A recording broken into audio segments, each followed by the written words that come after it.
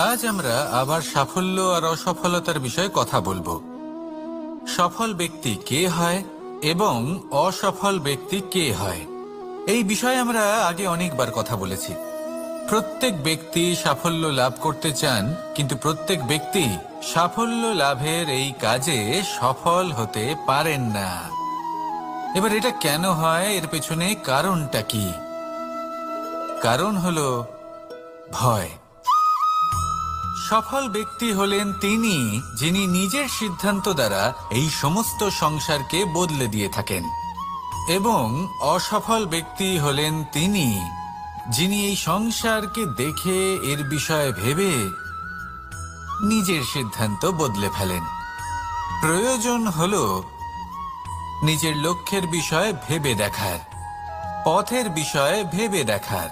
একবার যদি আপনি পথ নির্বাচন করে থাকেন, সেই পথে অগ্রসর হতে থাকুন আর তাতে অটল থাকুন। সবসময় দৃঢ় প্রতিজ্ঞ হন। আপনি যদি কোনো পথে টিকে থাকেন আর নিরন্তর পরিশ্রম করতে থাকেন, তবেই আপনার জীবনে সাফল্য আসবে। যদি কথায় কথায় লোকে কি ভাববে, লোকে কি বলবে, একথা ভেবে নিজের সিদ্ধান্ত পাল্টান, তাহলে কখনো নিজের লক্ষ্যে পৌঁছতে পারবেন না। আসুন আমার সাথে ভালোবেসে বলুন, রাধা রাধা। রামায়ণের একটা অত্যন্ত শ্রেষ্ঠ কাহিনী আছে, যেটা খুব অমূল্য শিক্ষাদান করে। দশানন যখন ধরাশায়ী হলেন এবং মৃত্যুশয্যায় শুয়েছিলেন, ওনার শেষ নিঃশ্বাস ত্যাগের সময় শ্রীরাম লক্ষ্মণকে বললেন যে, হে লক্ষ্মণ, রাবণের কাছে যাও, ওখানে যাও, ওনার থেকে কিছু জ্ঞান অর্জন করে এসো। উনি হলেন মহাজ্ঞানী, আর ওনার থেকে জ্ঞান অর্জনের এটাই শ্রেষ্ঠ সুযোগ। লক্ষ্মণ প্রথমে মানতে চাইলেন না, কিন্তু শ্রীরাম বোঝানোর পরে লক্ষ্মণ ওনার কাছে গেলেন, রাবণের মাথার কাছে গেলেন আর বললেন, দাদা বলেছেন আপনার থেকে জ্ঞান অর্জন করতে। রাবণ কিছুই বললেন না। লক্ষ্মণ বললেন, আপনি তো দেখছি খুব অহংকারী, মৃত্যুশয্যায় শুয়ে আছেন, শেষ নিঃশ্বাস ত্যাগ করতে চলেছেন, আর তাও এত অহংকার। রাবণ বললেন, নিজের দাদা রামকে ডাকো। শ্রীরাম এলেন, রাবণের পায়ের কাছে এসে দাঁড়ালেন। উনি নিজের হাত জোড় করলেন আর বললেন, হে মহাপণ্ডিত রাবণ, আপনি হলেন মহাজ্ঞানী, দয়া করে আমাদের কিছু জ্ঞান প্রদান করুন। রাবণ বিনম্র চিত্তে ওনার কথা শুনলেন, খুব বিনম্র চিত্তে ক্ষমা প্রার্থনাও করলেন, আর এই সংসার একটি অত্যন্ত শ্রেষ্ঠ জ্ঞান লাভ করল। এর দ্বারা আমরা ঠিক কি শিক্ষা লাভ করি? রাম এবং লক্ষ্মণ দুজনেই ছিলেন তেজস্বী, দুজনেই ছিলেন শ্রেষ্ঠ, ছিলেন বীর, ছিলেন বলবান। কিন্তু শ্রীরামকে মর্যাদা পুরুষোত্তম বলা হয়ে থাকে, কারণ উনি বীর ছিলেন, সাহসী ছিলেন। তার সাথে একটি অত্যন্ত গুরুত্বপূর্ণ গুণ ছিল, সেই গুণ হলো বিনম্রতা। এটা খুবই শ্রেষ্ঠ একটা গুণ। যদি কেউ আপনাকে কটু কথা শোনায়, তাহলে উত্তরটা আপনি বিনম্রভাবেও দিতে পারেন। এই বিনম্রতা এমন এক আবেগ যেটা দেখে মনে হবে কোমল, কিন্তু এটা ততটাই প্রবল অস্ত্র। এমন একটা অস্ত্র যা সকলকে নিরস্ত্র করে দিতে পারে। যদি আপনি সাহসী হন এবং বিনম্র হন, তাহলে আপনি বিজয়ী হবেন। যদি আপনি জ্ঞানী হন এবং বিনম্র হন, তাহলে আপনি অবশ্যই মহাজ্ঞানী হয়ে উঠবেন। তাই নিজের মনে বিনম্রতা ধরে রাখুন আর ভালোবেসে বলুন, রাধা রাধা। কখনো আমরা কোনো হাটে যাই, কোনো বিশেষ বস্তু কেনার থাকে, ওখানে যাই, গিয়ে অন্য কারোর কথা শুনে অন্য কোনো বস্তু কিনে নিয়ে আসি, অদরকারি জিনিস কিনে ফেলি। তারপর ভাবি যে আমরা এরকম কেন করলাম, এটা আমরা ভুল করলাম, আমার এটা করা উচিত হয়নি, আদি ইত্যাদি। মানুষ যখন জীবনে এমনই সিদ্ধান্ত নিয়ে বসে, এমন নির্বাচন করে, তখন সেই সিদ্ধান্ত নিশ্চিত রূপে তার ভবিষ্যতের জন্য অত্যন্ত গুরুত্বপূর্ণ হয়। কিন্তু যদি আপনি কোনো অনুচিত চয়ন করে ফেলেন, তাহলে মন খারাপ করবেন না, সেই গ্লানিবোধ নিয়ে কষ্ট পাবেন না, সামনে অগ্রসর হতে থাকুন। কারণ এই অনুচিত নির্বাচন আপনাকে উচিতভাবে জীবনযাপনের পথ দেখাতে পারে। এবার যদি আমি আপনাকে বলি যে আপনি আগুনে হাত দিন, সেটা কি আপনি করবেন? করবেন না। কেন? কারণ জীবনে কোনো না কোনো দিন আপনি একটা ভুল নির্বাচন করে আগুনে হাত দিয়েছিলেন। তারপরে আপনি শিক্ষা পেয়েছিলেন যে আমি জীবনে আর কোনোদিন আগুনে আর কিছুতেই হাত দেব না। এই জীবনও ঠিক সেরকমই। জীবনের সেই সব অধ্যায়, সেই সব সময় যা ব্যর্থ হয়েছে, সেটা নিয়ে ভেবে সময় নষ্ট করবেন না। সেটা থেকে যে শিক্ষা পেয়েছেন সেটা মনে রাখুন, আর যে অধ্যায় বাকি রয়েছে, যে সময় বাকি রয়েছে, তাতে কিভাবে সফল হওয়া সম্ভব সেই বিষয়ে ভাবুন। আর আমার সাথে ভালোবেসে বলুন, রাধা রাধা। নিজের নিজের অভিজ্ঞতাগুলো দেখে, তার পরিণাম দেখে প্রত্যেক মানুষের মনে একটা ধারণা জন্ম নেয়। প্রজন্মের পর প্রজন্ম যখন অগ্রসর হতে থাকে, এই ধারণাগুলোই কারণ হয়ে ওঠে যা মানুষের জীবনে তার শুভর, অশুভর, লাভের, ক্ষতির এই সব কিছুর আধার হয়ে ওঠে। যেমন ধরুন আপনি কোথাও যাচ্ছেন আর পথে বেড়াল রাস্তা পার করে গেল, সেটা অশুভ বলা হয়। কেউ হাঁচলে কাজ থামিয়ে দেওয়া হয়। বলা হয় যখন আপনি কোনো শুভ কাজ করতে যাবেন তখন মিষ্টি খেয়ে যাবেন, কাজ সফল হবে। যদি কোনো ব্যক্তি অনুচিত কথা বলে দেন, তার মানে অনুচিত কিছুই ঘটবে। যতটা আশা করেছিলাম ততটা শ্রেষ্ঠ কর্ম করতে পারি না কখনো বা। কিন্তু সবকিছু যদি এরকমই হতো তাহলে প্রত্যেক মানুষ নিজের কথা দ্বারা নিজের বা অন্য কারোর জীবন স্বর্গতুল্য করে তুলতো, নয়তো নরকে পরিণত করত। কিন্তু এরম কি আদৌ হয়? না। কারণ এই সব ধারণা, এই সব কিছু এর উৎস হলো মানুষের মন, তার মস্তিষ্ক।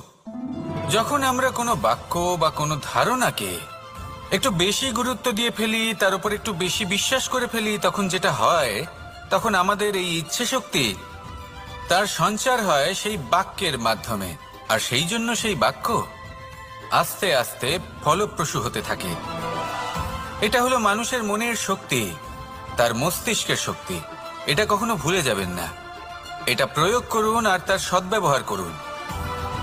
একে প্রয়োগ করুন নিজের লক্ষ্যে পৌঁছানোর জন্য, শুভ কর্ম করার জন্য। আসুন আমার সাথে ভালোবেসে বলুন, রাধা রাধা। সবাই বলেন যে জীবনে কাদের সঙ্গ লাভ করছি সেটা খুব গুরুত্বপূর্ণ। এক ঝুড়ি ফলের মধ্যে যদি একটা পচা ফল আপনি রেখে দেন, তাহলে আস্তে আস্তে সমস্ত ফল পচে যায়। সেই জন্য কথায় আছে যে কুসঙ্গ থেকে দূরে থাকো। কিন্তু কি করা যায়? এই সংসার খুবই ছোট। যেখানে আমরা কাজ করি, যেখানে আমরা থাকি, যে পথে আমরা আসা যাওয়া করে থাকি, যে পথে আমরা ভ্রমণ করি, সেখানে এমন অনেক সংখ্যক ব্যক্তি থাকেন যাকে দেখে আমরা মনে করি যে এদের থেকে দূরে থাকতে হবে। তখন আমরা কি করতে পারি? তাদের কি আমরা পরিত্যাগ করব? তাহলে এই সংসারে এমন অনেক মানুষ আছেন, তাহলে কি সংসারই পরিত্যাগ করব? না। সেই ফলের মতন হবেন না যারা একটি পচা ফলের উপস্থিতির জন্য নিজেরাও নষ্ট হয়ে যান। বরং হয়ে উঠুন চন্দন বৃক্ষের মতন, যেটা আসলে সাপেদের বাসস্থান, যেখানে অনেক সংখ্যক অত্যন্ত ভয়ানক বিষধর সাপ থাকে। তারপরেও এই চন্দন, সে কিন্তু নিজের শ্রেষ্ঠত্ব হারায় না। এর মূল্য কিন্তু সেই একই থাকে।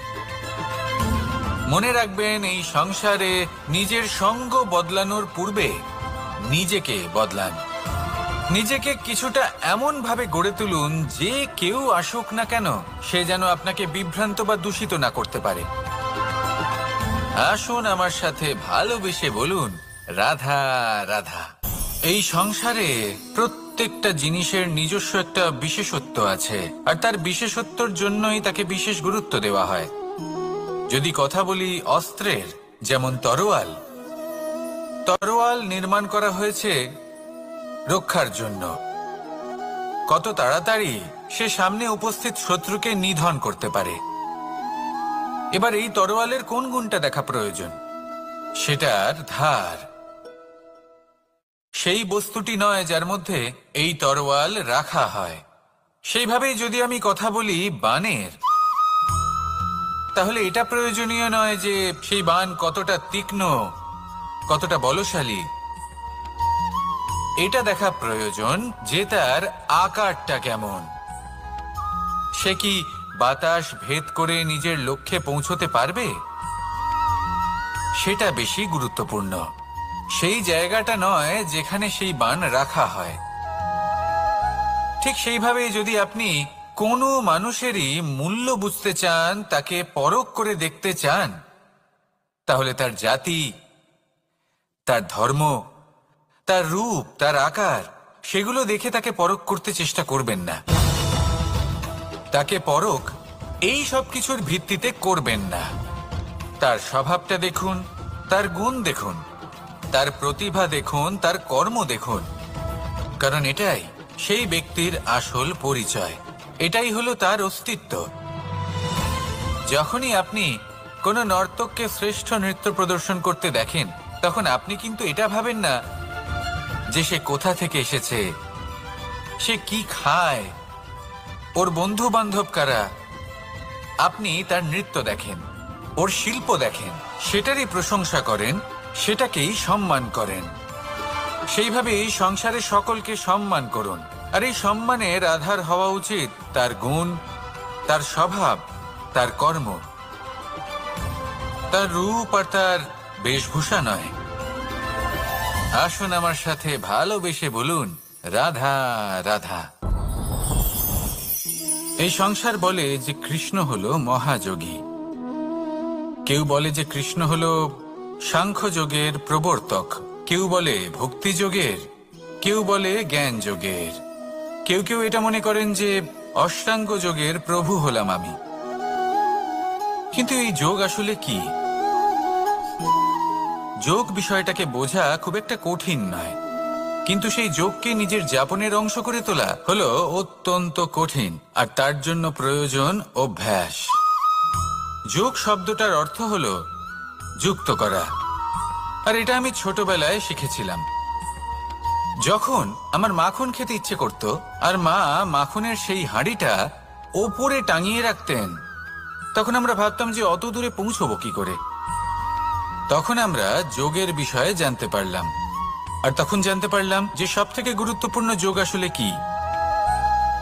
সহযোগিতা, সাহায্য। আমরা সব সখারা একসাথে জড়ো হতাম, একে অপরের পিঠের ওপর উঠে দাঁড়াতাম, আর তারপর আমরা ওই মাখনের হাঁড়ির কাছে পৌঁছতে পারতাম, আর তারপর আমরা সবাই মিলে সেই মাখন ভাগ করে খেতাম। সহযোগিতা, এটা অত্যন্ত গুরুত্বপূর্ণ। পাণ্ডবরাও মহাভারতে এটাই করেছিলেন। ওনাদের সাথেও কেউ ছিল না। একে অপরকে সাহায্য করে ওনারা অনেক বীরদের একত্রিত করেছিলেন। তারপর অবশেষে মহাভারতের এই মহাযুদ্ধে ওনারা জয়লাভ করেছিলেন। রামায়ণে রাম এবং লক্ষ্মণের সাথে কেউ ছিল না। সহযোগিতার মাধ্যমে ওনারা ভাল্লুক আর বানর সেনাকে একত্রিত করেছিলেন, আর এই সংসারের সব থেকে প্রবল রাক্ষস রাবণকে বধ করেছিলেন। মনে রাখবেন, একসাথে মিলে যদি আপনারা কর্ম করতে শেখেন, তাহলে এই সংসারে এমন কিছুই নেই যেটা আপনি অর্জন করতে পারবেন না।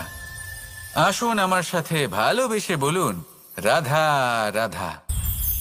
সূর্য এই সংসারকে আলো প্রদান করে। সূর্যের মনে যদি নিজের তেজের জন্য অহংকার জন্ম নেয়, তখন তার অহংকার ভঙ্গ করে মেঘ। সূর্যের আলো পূর্ণরূপে ঢেকে দেয়। মেঘের মনে যদি নিজের গতি নিয়ে অহংবোধ জন্ম নেয়, তাহলে মেঘের অহংকার ভঙ্গ করে পর্বত। মেঘের গতি অবরুদ্ধ করে দেয়। এবার যদি পর্বত নিজের নিশ্চলতা নিয়ে অহংকার করে, তাহলে সেই অহংবোধ ভঙ্গ করে একটি মূষক। সেই বিশাল পর্বতে একটি ছিদ্র করে দেয়। এবার যদি মূষকের নিজের মনে অহংবোধ জন্ম নেয়, তাহলে জল তার অভিমান ভঙ্গ করে, সেই ছিদ্র দিয়ে প্রবেশ করে। আর যদি জলের মনে অহংবোধ জন্ম নেয়, তখন মানুষ বাঁধ নির্মাণ করে তার গতিপথ রুদ্ধ করে, জলের অহংকার ভঙ্গ করে। আর যদি মানুষের মনে অহংকার জন্ম নেয়, তখন সূর্য নিজের তাপ দ্বারা মানুষের অহংকার ভঙ্গ করে। এই সংসারে অহংকার প্রদর্শন করার কোনো প্রয়োজন নেই। আমাদের সবার মধ্যেই কিছু বিশেষ গুণ আছে, আর সবার মধ্যে কোনো না কোনো দোষও আছে। এই প্রকৃতি আমাদের কি শিক্ষা দেয়? কেউ একে অপরের সাথে লড়াই করে না, একে অপরের জন্য বাধা সৃষ্টি করে না, শুধু নিজের কর্ম করে। সূর্য নিজের প্রকাশ দ্বারা বনস্পতি এবং গাছপালাকে জন্ম দেয়। মেঘ বর্ষা সৃষ্টি করে লুপ্ত হয়ে যায়, আবার নির্মিত হয়। পর্বতের সেই নিশ্চলতা সেই বর্ষাকে একটা দিশা প্রদান করে, আর তারপরে তা ধারা হয়ে প্রবাহিত হয়ে যায়। এইসব কি? এইসব একটা সম্পর্ক, একটা চক্রের মতো। সবাই একসাথে নিজের কর্ম করে, তাই এই চক্র আবর্তিত হয়। এটা আমাদেরও করতে হবে, একসাথে মিলে কাজ করতে হবে। কারোর জন্য বাধা হয়ে উঠলে হবে না, কাউকে ছোট মনে করলে হবে না। এটাই করতে থাকুন, সবাই মিলেমিশে কর্ম করুন। প্রকৃতি আমাদের এই শিক্ষাই দেয়। আসুন আমার সাথে ভালোবেসে বলুন, রাধা রাধা। একটি সোনার মুদ্রা নিন, সেটা জলে ফেলে দিন, তারপর তুলে নিন, সেটা মাটিতে ফেলে দিন, আবার তুলে নিন, কাদায় ফেলে দিন, আবার তুলে নিয়ে হাতুড়ি দিয়ে তার উপর প্রহার করুন। তারপরেও সেই সোনার মুদ্রার মূল্য সেটাই থাকে যা আগে ছিল, তাই না? এটা হলো উদাহরণ সংসারের সেই প্রত্যেকটা জীবের জন্য, প্রত্যেকটা মানুষের জন্য। কখনো কখনো জীবনে সাফল্যের বদলে আমরা বিফলতা পাই। যতটা আশা করেছিলাম ততটা শ্রেষ্ঠ কর্ম করতে পারি না। কখনো বা আমরা ভুল করে ফেলি, কখনো আমরা অনুচিত কর্ম করে ফেলি, কখনো সংসার আমাদের বুঝতে পারে না। তার পরিণামস্বরূপ এই সংসার আমাদের নিন্দা করে, আমাদের উপেক্ষা করে, আমাদের বিষয়ে কটু কথা বলে, কখনো সামনাসামনি বা কখনো পেছনে। সংসার এমন একটা আচরণ করে যেন আমাদের সাথে কথা বলাটাই একটা বিশাল অপরাধ। এবার সেক্ষেত্রে কি করা উচিত? মনকে শান্ত করা উচিত। বেশিরভাগ ক্ষেত্রেই এমন সময় মানুষ এটা ভেবে বসে যে তার জীবনের কোনো মূল্যই নেই। তার মনে হয় যে সে এই সংসারে শুধু একটা বোঝার সমান। সে নিজেকে ঘৃণা করতে থাকে, ওর মনে হয় যে তার জীবন শূন্য। কিন্তু তা নয়।